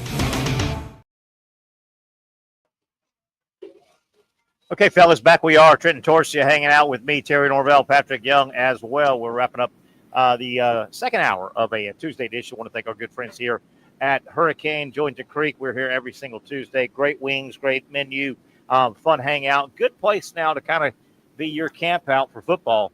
They do a super job indoors, outdoors. The outdoor patio will really come into play here in another month or so when the weather breaks, giving you a lot of options. Callie and Josh, they do a super job. Owners and operators, I think it's key. They're in here a lot. That's key, I think. See them all the time. Yeah, they're in here a lot, and that means a lot when it's your baby, it's your place, and they take great pride in when those doors are open here at Hurricane in Julington Creek, our Tuesday home. Guys, I wanted to get to kind of a funny headline, and I think you guys will get the humor. Let me give a little backstory. One of the speaking of the Steelers who just came through here, one of their team leaders, particularly their defensive team leaders, defensive tackle Cam Hayward. He is one of the guys that didn't play. They didn't play any of their starters really, but Cam Hayward defensively for the Steelers is one of their leaders. It has been one of the team spokespeople, and so if you guys remember, Aaron Rodgers, as he's known to do, he'll drag out a decision, and where he thinks he wants to play. And Pat, you remember, Trent, you remember this past offseason, it was pretty understood that Pittsburgh maybe is where he was going to go, but he drugged that thing out. Y'all remember that, right? I mean, it went week after week, and people were going. So finally, this was funny. This headline. And here's the headline. After telling Aaron Rodgers, either you want to be a Pittsburgh Steeler or you don't earlier this year, Steelers defensive tackle Cam Hayward is now contemplating not playing for the Steelers despite signing a contract extension less than a year ago. So he's thinking about holding out. He signed an extension a year ago, and wow. I thought it was like he was on a contract that was like 3 or 4 years, old, and he's an older guy. Like he's not he's on the decline of his prime. He's been in the league a while. But isn't that hilarious? The Steelers defensive tackle Cam Hayward is now contemplating not playing for the Steelers despite signing a contract extension. So he spent, and I remember he was outspoken. Hey, Rodgers, man, quit holding us hostage. If you're going to sign with us, get in camp and put the circus to bed. Done. Let us figure it out. Yep. Isn't that a great headline, though? Hey, man. I don't even know what to say. That's my deal, man. Yeah. Isn't that great? I think that's great. You tell him, Cam. If I had to guess, it's said in jest, right? Yeah. Maybe. Maybe not. Maybe. Major League Baseball, I want to get to some stuff going on. Boy, it's been a fun season. It's always a fun season. And, the thing about baseball, Trent, because you played so much baseball, particularly at the Major League level, you can't fake it. You can't cheat it. 162 games, it rises to the top. Yep. Right? You look at some of the storylines in baseball right now. Best team in baseball right now, the win leader in baseball by about 4 games, the Milwaukee Brewers. Mm-hmm. They are eating it up right now. You realize the Brewers started the season 0-4? Oh, wow. 0-4. Yeah, the opening weekend they were swept. Yeah, Yankees swept them, then they lost to Kansas City. Don't look now, but the Brewers, they have had winning streaks of 8, 11, and they're currently on a 10-game winning streak. 8, 11, and 10 currently. They have not only chased the Cubs were leading that division the entire first half. Oh, yeah. And they were leading that division by 5 and 6 Cub games. Fever was alive and at the time. Well, you remember they were leading by 5 or 6 games consistently. I do. Yeah. Have you looked at the division right now? Yeah. It is unreal because baseball plays so many games so quickly. I mean, you play 5 or 6 games a week. The Brewers are 6.5 games up on the Cubs. With 40 to go. 40, whatever. How quick did that happen? How quick? Well, that's what winning 22 of 25 games is going to do for you, too. Yeah, for sure, without a doubt. The thing is, they have the winning streak, and then they lose, then they start winning again. It's not like they aren't skidding. And Pat, I'll go in and look at the entire schedule, and Trent's so right about that. They'll win 4, lose 1, win another 5, lose 1. So they won't that won't be a 12-game winning streak, but it'll be 10 of 12. Yeah. And they're playing really, really good ball. I'll count that. Yeah, oh, absolutely. By the way, the Brewers now, the Cubs chasing the Brewers, they play 5 more games total. How about this? They play 5 in a row. They had a 4-game series scheduled, and they do have one, but they had a rainout, so they play a doubleheader. They play 5 in a row with the Cubs, so the Cubs got a chance. Yeah. They got a chance. Cool. And I think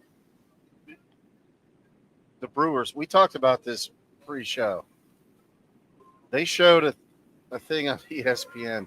5 of their starters are under 6 foot tall. How about that? Oh, wow. Love that team. And they're just scrappy ball players. Yeah, remember the old, take that, you tall people. yeah, the old ball player. Damn right. And it's like, You're damn right. because there's still a point now. If you talk to some of these baseball scouts, they're like, we're not going to draft anybody who's under 6 foot tall, regardless of the position. And it's like, where's the eyeball test anymore? Yeah. Where's the Dang, right? Where's the Terry Norvelle? Yeah. Is Jose Altuve? Is he going to be a Hall? Super high. Like Jose Altuve, he'll be a Hall of Famer, right? Yeah, like you tell him, guys. 5'8". You tell him, guys. Somebody gave him a shot. He's 5'8" on a tall day. He's 5'8" on a platform. On a tall day with fresh cleats. On a stool. New cleats haven't been worn down. Hey, our buddy Brad made a good point here. Sent me a text. And I want to get your thoughts. This is off the beaten path of Major League Baseball. How about the Savannah Bananas selling out Major League games at every football stadium, baseball stadium? That is a pretty neat. I haven't gone to see them play yet. It's a pretty neat phenomenon that's sweeping the country. My only question is, I don't know how many times additionally I would go to see that. I've not gone before, but isn't it almost like the Globetrotters? If I went to see the Globetrotters today, I probably wouldn't want to go see them for another 4 or 5 years. I don't think the Bananas is something that you're going to want to go to year after year, is it? Am I wrong? I don't know, man. They're so different in how they are fan first. Yeah. So like they are literally molding memories into these kids who are like, just think, you take your 12-year-old kid and they have the best day of their life. Yeah. They're going to say, Dad, we have to go again. I guess. I think so. I guess. I would not go myself a bunch. I guess if I was a 12-year-old kid and you wanted to take me every year, I'd probably want to go. But P. Young nailed it. Yeah. And that is their demographic. It's the kids with It's the it. parents. And the parents have to take the kids because the kids can't 3 and drive. 4 getting in. So yeah. it is Globetrotter-like. Yeah. Yeah. I don't hate it, but it's gimmicky. I guess I was saying, It's as an gimmicky. adult, I You wanna watch wouldn't go still- more than once every How many 5 times years. do you want to watch? Did you still show Trent the backflip video with the catch on TV? The guy that did it on TV? and caught the ball? No, no, the guy. Oh, man. I don't think we have it. I don't want to put Casey on the spot, but there was a guy that Crash and burn. he was a player. Oh, yeah. He was a player Ever. for the Bananas, and he was at a local wherever they were playing at. Probably this was a couple weeks ago. I'm sure early in the day he went to the morning TV show. They were playing in Charlotte or wherever, and obviously he's there to promote.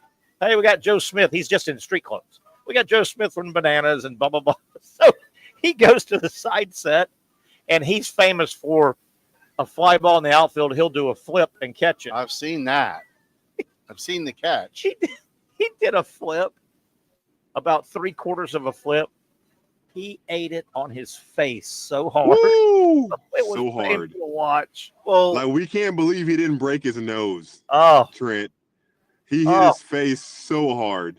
That's the part that, like, how hard is it to do a flip and catch a fly ball? Yeah, I still think and land it. You got to land it. I still think time it and catch it. They either that creator or somebody, as we speak, you can't tell me somebody's not putting together a Bananas type team around women's fast pitch softball.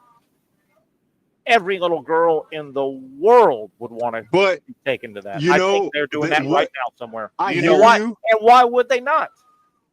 So to your point, but are the girls like this thing? Think for little girls, like what is the appeal that the softball players are going to have? Maybe some costumes, maybe some like mascots and dresses. Fielding the ball between their legs. You're not going to get doing backflips. Because I'm thinking, but I'm thinking like if they want to be taken seriously and this not to be seen as lingerie football in Vegas, that's where I'm thinking. I think you're all it's got to be. You're all wet there, Pat. No, I think it'd be legitimate softball with some fun built in. Doing backflips. I would love for it to be that. I would just hate for it to be. Because, Terry, there's a lot of sashaying with the Savannah Bananas. Yeah. There's a lot of thrusting. They do it. Right? They do get a little sachet-ish to me. Yes. I will go back to, I can see the kids. When I was a kid, I would want to go every year. Right. The adults, I would go once every 5 years maybe now because I'm not taking a kid. I'm not going. But I'm not their going fan. once. But I'm not their fan. No, you're not the demographic, and that's the whole point. It's kind of like if you go back to the Globetrotters. Who was it? Metal Arc Lemon that made the half court hook shot all the time. Sure. Like he made a hook shot all the time from half court. Yeah. Wow. You can't really fake that. No. How do you fake that? You can't edit it if it's live. No. So I mean, really, to land a backflip. Yeah. Or a forward flip, or whatever the flip is, and catch a ball. The fun documentary would be watching the practices and choreograph and watching them put together, because there's got to be some planning. But a lot of it's just you can't guarantee that right-handed batter is going to hit a fly ball to left field. Right. You got to be ready for it. Yeah. But wouldn't it be fun to see the putting together, the creation, and their practices? That'd be fun to watch, wouldn't it? That'd be fun to watch. Yeah. To see how they do it, and I mean, I would a routine fly ball to center field, and the guy does a flip and catches it. I don't think you can. Are they good enough place hitters to say, pitcher, groove it down the middle? I need to hit a ball to center field. Yeah, because the left fielder hasn't gotten a fly ball yet. Yeah, we got to do this. Yeah, I'd like to see the practice and the choreography of the ball. That'd be fascinating, I think. That would be fascinating. Would you want to throw a pitch on stilts? Yeah, how about that guy? And what if somebody hits a line drive back at you? But you have no movement. Absolutely. You're going to take it in the body, and that's going to be the end of that program. They were on, I think it was 60 Minutes. I think it was Leslie Stahl, who's a legitimate journalist. The Bananas were one of the stories on, I think it was 60 Minutes. I saw it not long ago. I walked in on it while it was going on, and they spent about 10 minutes with the stilt guy. And he's just a good old country boy. And he said, the tryout or what have you, and they're putting this team together. And somebody said something about, hey, it'd be cool if we had a pitcher on stilts. Does anybody ever? And he goes, I've been on stilts. I mean, he just got lucky. And he's probably the most known of the whole, him and the owner guy that does the yellow suit. Have you seen that guy? Oh, yeah. The banana suit. Man, but how about that? By the way, they're expanding. I don't know if you knew that. Oh, yeah. The league is expanding. How are they just more banana teams? Or they're all going to bananas. They're all going to be in Savannah. I know this because a buddy of mine who's a college coach has been approached to be a player coach.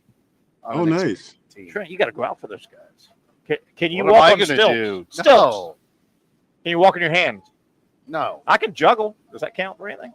I can juggle. Can you juggle and catch a fly ball? Absolutely not.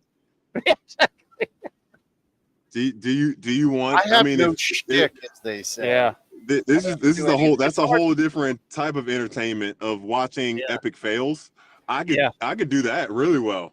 I have no. Some epic I have fails. no baseball shtick, as Trent says, because I didn't really have much of a baseball game, so it's hard to have a shtick if you have no game, right?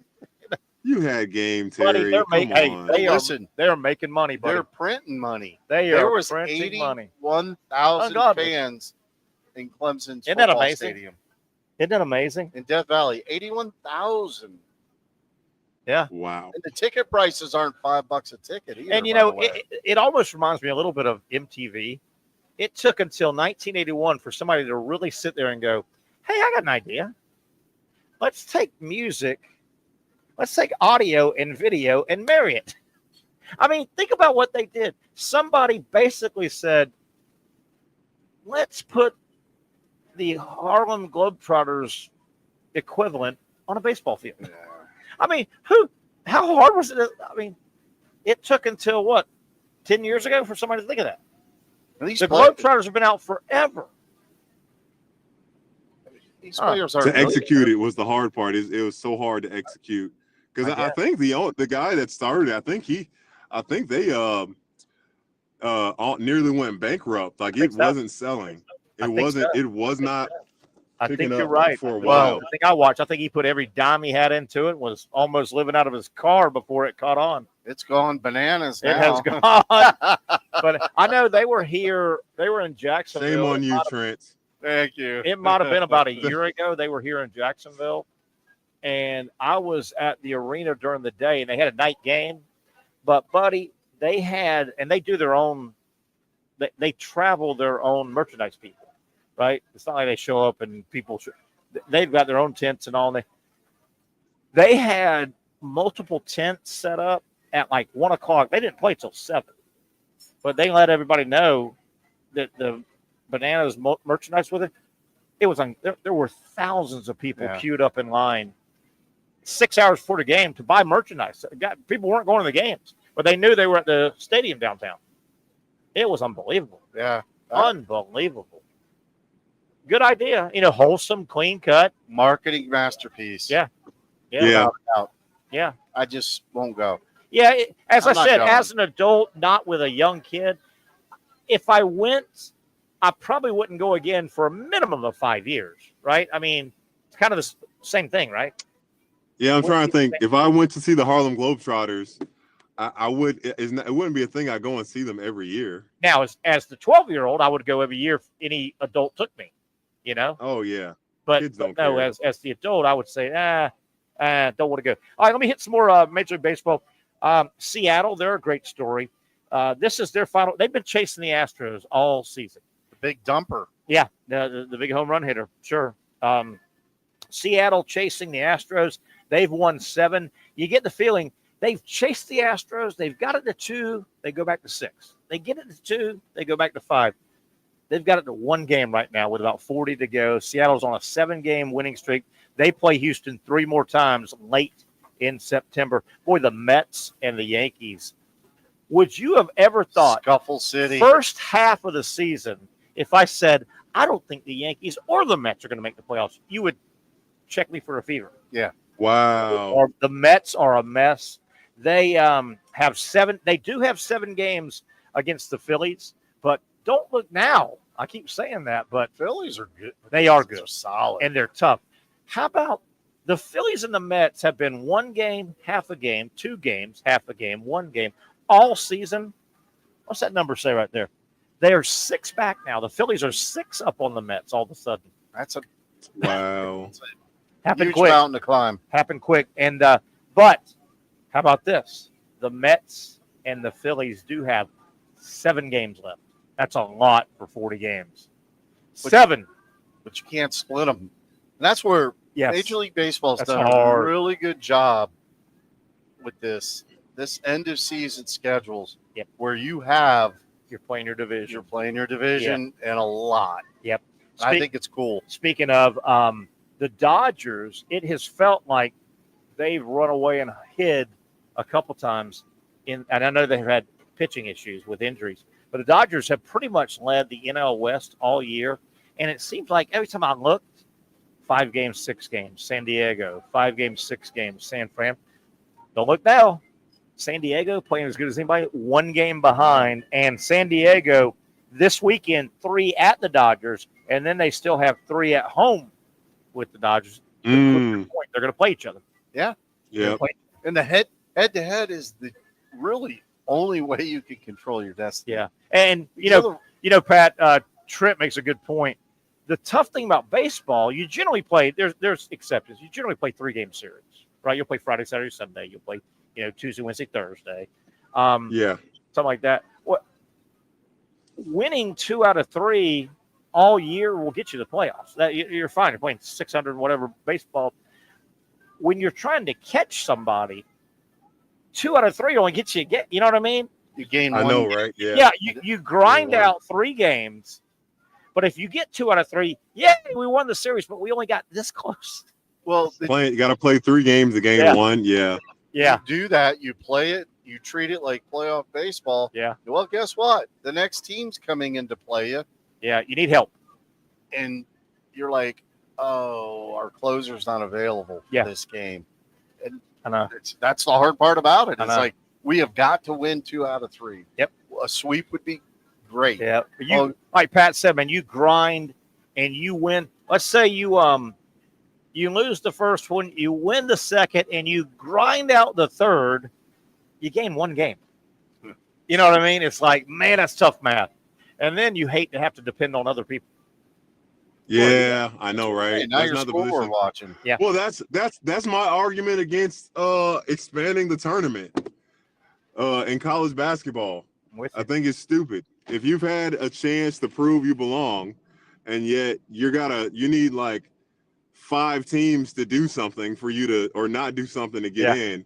Does that team really deserve to be in the tournament? Yeah, No, they don't. It's like, dude, those other 28 games, why didn't you take care of your house? Yeah. Put your house in order. Those other. No, waters it down for sure. So 28 games. All right, let's take one final break. Come back. We'll regroup. See if we've missed anything. Pat, you may have something. Trent, you may have something. We'll come back, start putting the landing gear down on a fun Tuesday. They're always fun here in the heart of Mandarin at Hurricane, Jointa Creek. You really got to hand it to him. Hold on. The previous play is under further review. I'm not sure what he could review, but okay.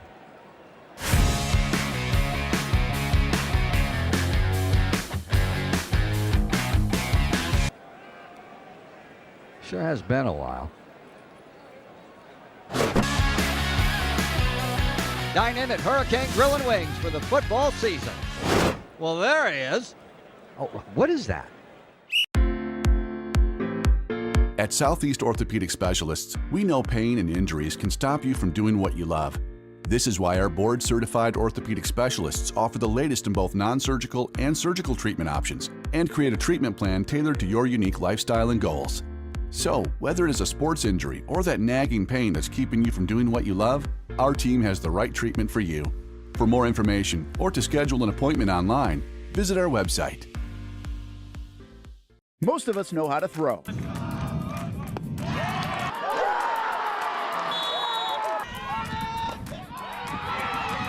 But you need to know what to throw. I'm not talking about footballs, baseballs, softballs. We're talking about those items you need to recycle. Republic Services explains it easy. Recycling simplified. 1. Know what to throw. When in doubt, throw it out. 2. Empty, clean, and dry those materials. It takes an extra minute, but it makes a big difference. And 3. Don't bag it. This makes the recycling process faster and more efficient. This is a look at the Republic Services North Florida Recycling Center. You can make this process even more efficient. By utilizing those 3 steps, Republic Services can help you become a better recycler in your home. Learn more at recyclingsimplified.com. Finally, a family atmosphere, kid-friendly restaurant with a real sports bar feel. Rick's Jack's Beach features all of that and a large, climate-controlled covered patio with misting fans and heaters for all seasons. Mix in an extremely diverse menu that features the most quality and affordable steak at the beach, and there's no reason not to enjoy your next lunch, dinner, happy hour, or big sporting event at Rick's Jack's Beach, 300 2nd Street North in Jacksonville Beach. See you at Bricks Jack's Beach. Baker's Sports. It's a hometown business filled with hometown people trying to make you feel right at home. Chris Conley, Jacksonville University. Walker Wright, class of 2018, West Nassau High School. Michael Young, Fletcher High School. Baker's Sports started in a grassroots way and now outfits much of the Southeast. Will Olive, Mandarin High School. Go Stangs. High school sports, travel sports, youth sports of all kinds. They are a one-stop shop carrying Nike, Adidas, Under Armour brands, and more. Vincent Caldes, Oakleaf High School. Tony Mazzio, Sandwood High School, class of 2002. Samuel Coffrin, Paxton School for Advanced Studies. Whether it's sports teams on the field or it's your team in the workplace, like our Action Sports Shacks team, and community events like the Dream 18 Golf Tournament, and many others. Cole Tilley, Hilliard High School. Reagan Webb, Eagles View Academy. Look good, feel good, play good with Baker Sports. custom sports apparel since 1997. Shop with the hometown team at bakersport.com. The rhythm of my heart is beating like a drum, with we are more rolling off our tongues. Never will we roam, for we know our place is home. Where the ocean meets the skies, we be sailing. Where the ocean meets the skies, we be sailing.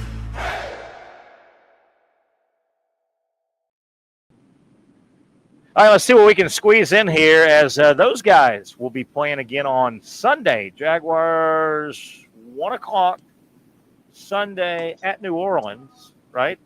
As we welcome you back, Terry Norvelle, Trent and Torsia, Patrick Young here on a Tuesday live at Hurricane Jordan Creek. The Sunday game will be the last really watchable.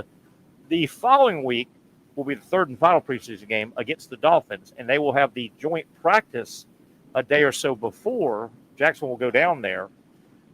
The Dolphins' actual game, that final Saturday, nobody will play in that game. I mean, that'll be nobody playing. So if you really want to see a little bit of what's going to be the Jaguar team, this Sunday is kind of your last. Probably the most, right? Yeah, and then nobody will. I would rather see I wish we could see the inner practice with the Dolphins. That'll be better than the game. I think there'll be a few starters will play that. And that might be on that Thursday before that Saturday. They may have that Friday off or walk through while they're down there. But, yeah, don't expect much that final preseason game. All right, guys, going to zip through some sports history real quick before we get out of here. About 4 minutes left. You guys jump in if anything. History or trivia? History. Okay. You got a trivia question? No, I'm just. You think you just stumped me and Pat? No, I'm trying to mentally prepare. Oh, here we go. This date, sports history, 1948. I don't know how this happened. Maybe hitting off of a tee. Cleveland, in a 9-inning game, recorded 29 hits. How the hell do you do that other than just putting the ball on a tee? For God's sake, 29 hits. Wait, didn't something crazy recently happen with the team in a 3-day span? Recorded like 70-something hits? Yeah. You were right. In the MLB. What was that? Yes, it was like Toronto had. I think it was Toronto. 70 hits on the White Sox. It was 3-game series. It was incredible. Good pull, Patrick Young. Very nice. It was unbelievable. How about this? I would have thought this would have been a different date. This date, sports history, 1950, the very first NFL international game. And they didn't have to go far. The Giants beat Ottawa. So they went up to Canada, I guess. But the Giants beat Ottawa 20-6. I guess when the NFL plays like the CFL, you got to modify the rules a little bit, don't you? Or modify the field? You wonder how you do that. How they did that. The field is different. The rules are different. Yeah, I wonder. How about this? I don't really understand why they delayed so much. This date, 1990, so it wasn't 100 years ago, 1990, at Comiskey Park, the White Sox and the Rangers got locked up in a rain delay, but it wasn't your garden variety rain delay. It was the longest rain delay in the history of Major League Baseball.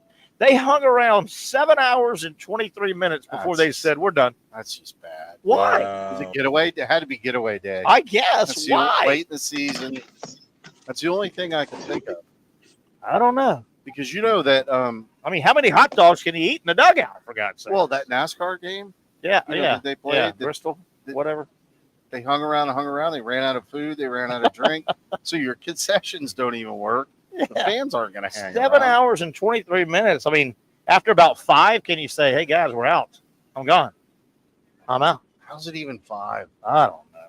Crazy. All right, this date, 1994.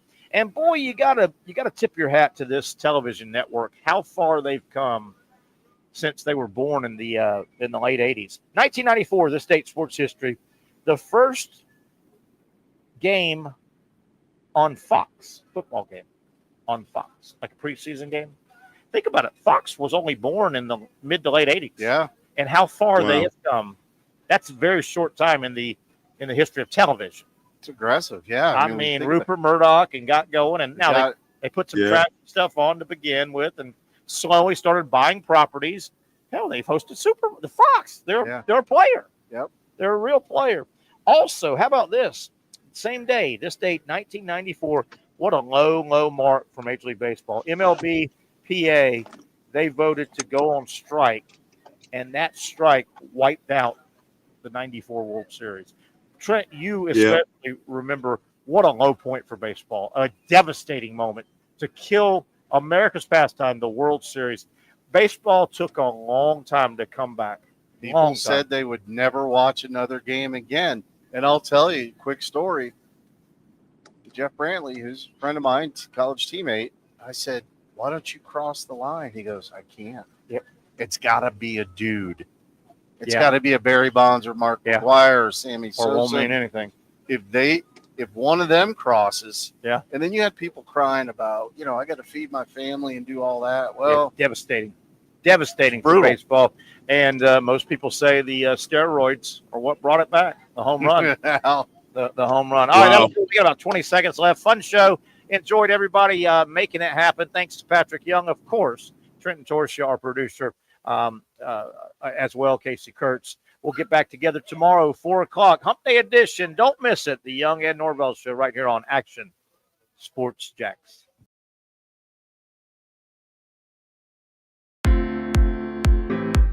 At Southeast Orthopedic Specialists, we know pain and injuries can stop you from doing what you love. This is why our board-certified orthopedic specialists offer the latest in both non-surgical and surgical treatment options and create a treatment plan tailored to your unique lifestyle and goals. So, whether it is a sports injury or that nagging pain that's keeping you from doing what you love, our team has the right treatment for you. For more information or to schedule an appointment online, visit our website. You really got to hand it to him. Hold on. The previous play is under further review. I'm not sure what he could review, but okay.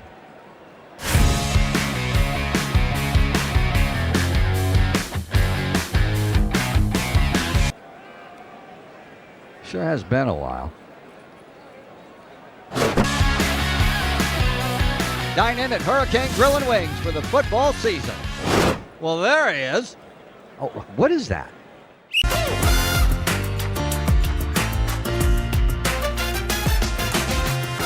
Empower a future, inspire a dream. It's a bold but simple mission for the Jacksonville Police Athletic League known as Jax PAL. Help the next generation of kids in Jacksonville shape a brighter future.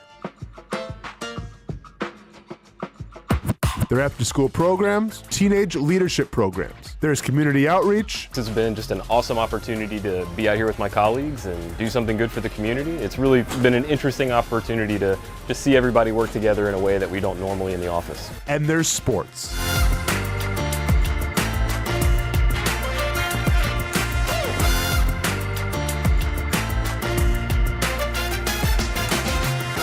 There are also ways you can help the next generation with a donation of any kind. Just visit jaxpal.org to get more information. Empower a future, inspire a dream with Jax PAL.